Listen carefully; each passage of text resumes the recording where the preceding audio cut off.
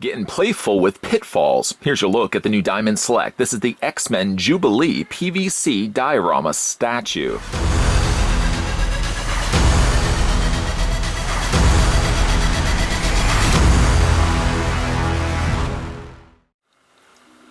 Born the daughter of Chinese immigrants, young Jubilation Lee spent most of her time rollerblading with friends at the local mall, but ultimately ran afoul of mall security.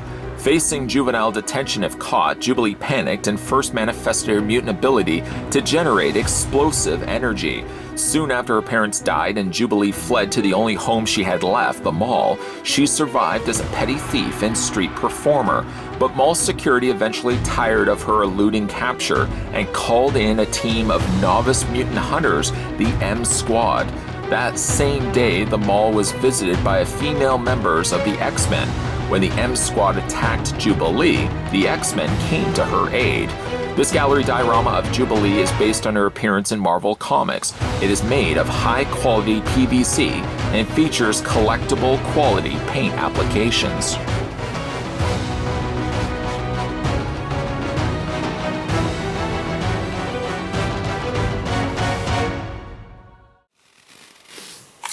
Before we set our sights on young Jubilation Lee, the first thing we're going to do is figure out how tall the statue stands. I think she does have, of course, the sparklers on both sides jetting out from her hands, but I think the highest one is still about the same height as her head. So I'm going to stop the tape measure at her head instead. While I'm doing that, I just realized I rhymed. A big thank you to the folks over at Diamond Select who made this review possible by sending this sample my way. Jubilee stands at 8.3 inches in height. And switching that to centimeters, quickly, you're looking at a statue standing 21.1, a little over 21 centimeters tall. Before we talk Jubilee, let's talk the display stand that she's actually on top of. I really like this one a lot. As you'll see with the display stand, it actually is part of the danger room. And not even that, it's a dangerous part, it seems. She seems almost like she's enjoying things a little bit too much, perhaps unaware that there's a big giant buzzsaw right behind her, about to lay into the back of her boots. The buzzsaw is, as you can see, extended out from an arm, originated here from an open flooring. No, the panels, you can't move them or anything like that. They're sculpted in place.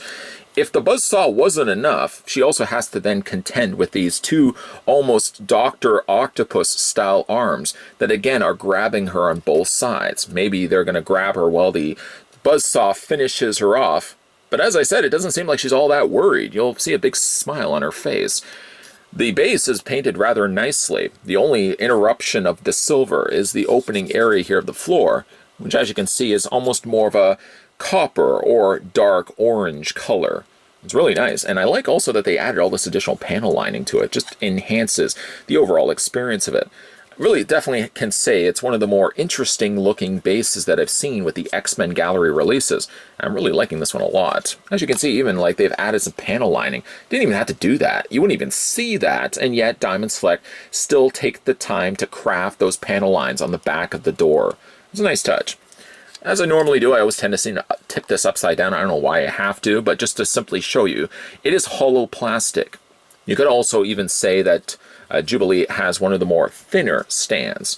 If you exclude, of course, the arms sticking out and excluding the rather sharp, not to the touch at least, buzzsaw blade, very little plastic that's actually being used for the base itself. More of the plastic is not being used in the base, but rather Jubilee that's standing on top of it.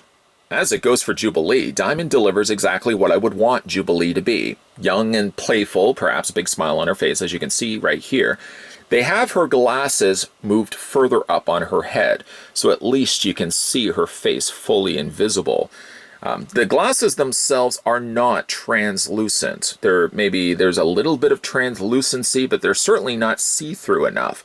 In a way, I kind of would have hoped that the plastic that they used was a little bit more see-through, but still, I mean, if it was covering over her eyes, which obviously you can't pull off, you would still be able to see her eyes. Just would like that if that was just, like I said, a little bit clearer. The face is actually quite good, though. Like the big smile that they put on her face, nice panel lining around her eyes. They've also put like a little fleck of white. As you can see, the reflection in the corner of her pupils. That's a nice touch as well. Nice skin tone also, I have to say. Credit should be given to Diamond Select for picking, I feel, the right appropriate paints for this release of Jubilee. Now, as I said, she does have these little sparklers sticking out from her hands.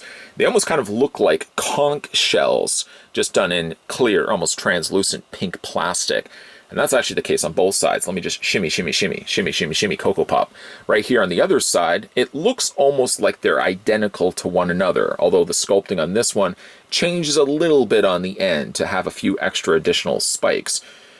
Again, you could probably pry these off if you wanted to, but it certainly does add the extra little bit of oomph that I think that this particular statue brings.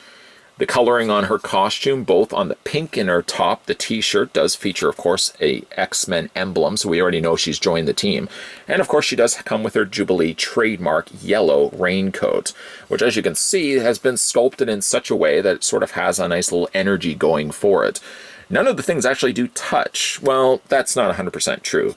This one corner of the raincoat does touch the tentacle arm.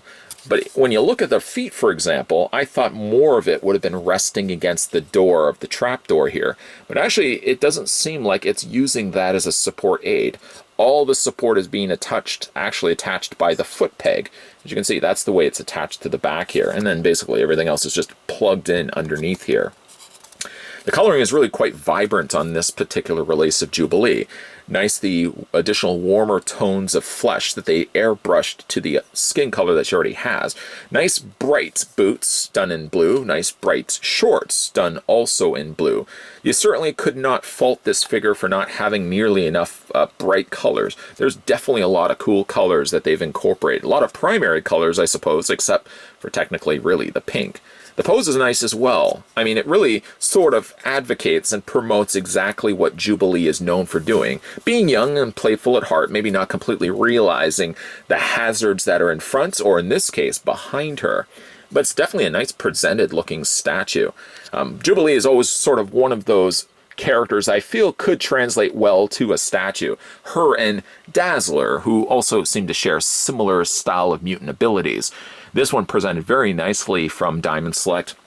I mean, really, they could have actually just given her a straight-out regular X stand, but it seems like Diamond always does throw the extra bells and the whistles into these pieces as well. So you're not simply just going to get a nice-looking Jubilee. You're going to get a lot of extra stuff to kind of grab your attention. In this case, buzzsaw blades and tentacle arms are in your future if you happen to pick up this statue for yourself. For me growing up, the 90s X-Men cartoon and 90s Spider-Man cartoon was where it was at. I think both were found on Fox Kids TV, with Spider-Man, I believe, running throughout the week, and then looking forward to seeing the adventures of the X-Men Saturday mornings. I find now going back and watching the series as an adult, admittingly, even though I loved the show back then, I find it doesn't hold up as well as maybe it did when I first watched it. The animation feels a bit dated. Of the two, maybe the lesser known by many, I find Pride of the X-Men to be a better X-Men cartoon now watching it as an adult. But to the credit of the original 90s X-Men cartoon, it had every possible story arc you could think of was somehow interwoven into an X-Men episode. Not only every X-Men character, it seemed, was featured in the program also, including a lesser-known Jubilation Lee, who unfortunately at the time of first seeing her during the X-Men cartoon, I found she was a really annoying character. I guess some things don't change. She's kind of annoying now, but it's only because of going back and re-watching the series again. She, of course, had to be the character of the kid, the child watching it behind the scenes. She represented the new rookie member of the X-Men, if you will. Kitty Pryde was that in the Pride of the X-Men, but again, of the two, I prefer Pride of the X-Men. But Jubilation Lee here presented nicely from the folks over at Diamond Select. As you can see, they certainly didn't phone it in when it came to the display stand. She's playing inside the danger room, I think not fully realizing, engaging how many hazards there are behind her. To her credit, she definitely has a lot more exciting stuff going on behind the scenes with that buzzsaw and those tentacle arms. I really like that Diamond Select incorporated those. I mean, even if they just gave her a basic stand, I like the look of Jubilee. but just adding those extra things definitely does enhance the overall viewing experience when I'm looking at this statue. She, of course, is sporting her glasses. Having those on her forehead are probably a better touch. I wish they were a little bit more see-through, but I mean, truthfully, you'd only be looking through them, looking at her forehead, so how exciting is that? She does also have those sparkle mutant abilities sparkling out from her palms, and those are nice touches as well. And overall, just a nice painted, nice sculpted, and a lot of energy going on with the release here of Jubilee. Speaking of Jubilee, though, get a gander at the box for a second. Everybody focus your attention over at the font that they used for Jubilee. With the way that the font looks and having that little star above the eye, am I the only one that kind of thinks that looks a lot like Gem and the Holograms? Another staple cartoon I watched growing up, don't judge me.